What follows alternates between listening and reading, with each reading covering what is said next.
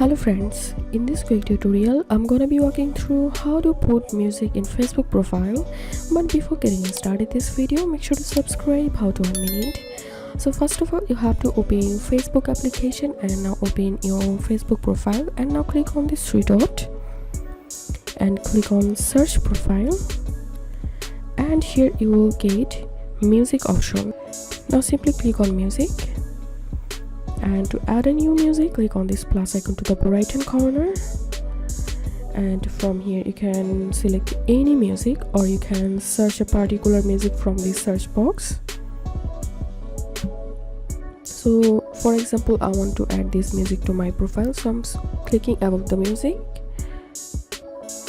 and now I'm going to click on this back icon, and here we can see I have successfully added a music to my list. Now let's see how to pin this music to my profile. So click on this three dot icon and click on pin to profile, and here you can see song has been pinned. Now those people will see the music on my profile who are not connected with me on Facebook. If you have any questions, feel free to post in description. If you think to see more WordPress videos, please check the links in descriptions. If this video helped you, give a thumbs up and please consider subscribe how to 1 minute. Thank you for watching.